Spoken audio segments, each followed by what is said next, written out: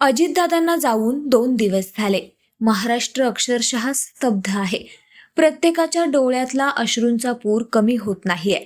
यावर बारामतीची मातीही असंच म्हटली असेल की याच मातीत राजकीय प्रवास सुरू करणारा माझा लाडका लेक आज माझ्याच कुशीत कायमचा विसावलाय.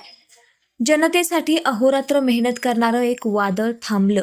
मनामध्ये अस्वस्थतेचं, असहाय्यतेचं वादळ निर्माण करून. आणि अशाच काही भावना अजित पवारांचे पुतणे आणि आमदार रोहित पवारांनी मांडल्या.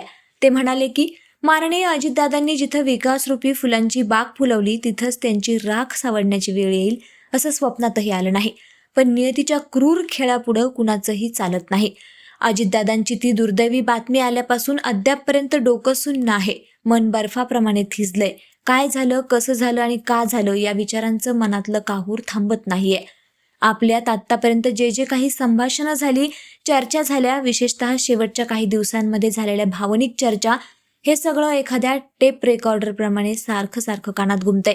जणू काही तुम्हीच अदृश्य रूपात बोलत आहात असा भास होतोय. तुमची ती काम करण्याची शैली, प्रशासनावर पक्की मांड, राजकारणावर मजबूत कमांड, परखड स्वभाव, होला हो आणि नाहीला नाही न करता जे असेल ते स्पष्ट सांगून समोरच्या व्यक्तीसोबत राजकारण न खेळण्याची पद्धत, कामाचा झपाटा, वेळेचं काटेकोर नियोजन, या सगळ्याचं आम्हाला अक्षरशः कौतुक आणि आश्चर्यही वाटायचं. सत्ता असो किंवा नसो, कायम तुमचा दरारा वाटायचा. आदरयुक्त भीती असायची. तुमचा सार्वजनिक वावर बघून तुम्हाला न भेटलेल्या अनेकांना तुम्ही फणसाप्रमाणे कठोर वाटायचात. पण तीच व्यक्ती जेव्हा तुमच्या संपर्कात यायची तेव्हा फणसातील रसाळ आणि मधुर गाऱ्याप्रमाणे तुमचा स्वभाव पाहून ती तुमच्या प्रेमात पडायची. याच्या आम्ही साक्षीदार आहोत.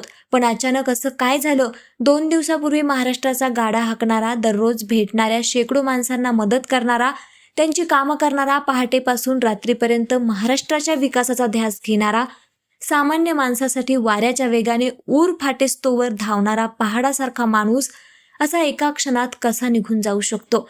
या प्रश्नाने डोक्याचा भुगा झालाय. पण काही प्रश्नांची उत्तरं मिळत नसतात असं म्हणतात.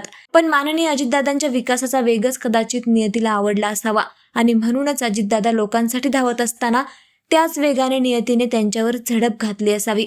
या नियतीबाबतची माझी तक्रार आहे. ती कुठं करायची हे कळत नाही.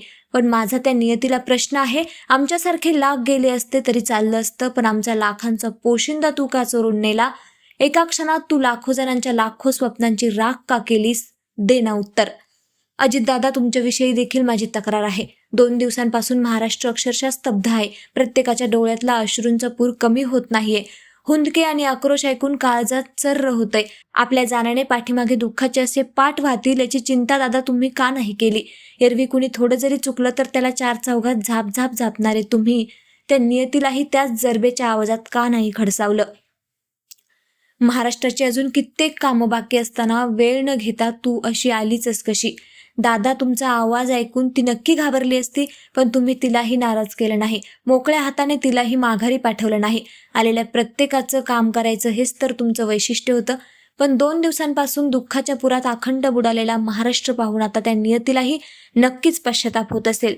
दादा, काय बोलू? आज तुमची राख जमा करत असताना वाटत होतं की फिनिक्स पक्षाप्रमाणे तुम्ही या राखीतून अचानक त्याच रुबाबात उभं राहाल आणि नेहमीच्या खर्जातल्या आवाजात आम्हाला म्हणाल, अरे वेड्यांनो, का अश्रू ढाळताय? मी तुमची गंमत करत होतो. एखाद्या संकटाला सामोरं जाण्याची तुमची किती तयारी आहे हे मॉकड्रिल प्रमाणे चेक करत होतो. आता उठा, कामाला लागा. महाराष्ट्रासाठी, इथल्या सामान्य माणसासाठी आपल्याला खूप काम करायचंय. चला, उशीर नका करू. दादा, कुठं हरवलात तुम्ही? तुम्हाला घट्ट मिठी मारायची. लव्ह यू दादा.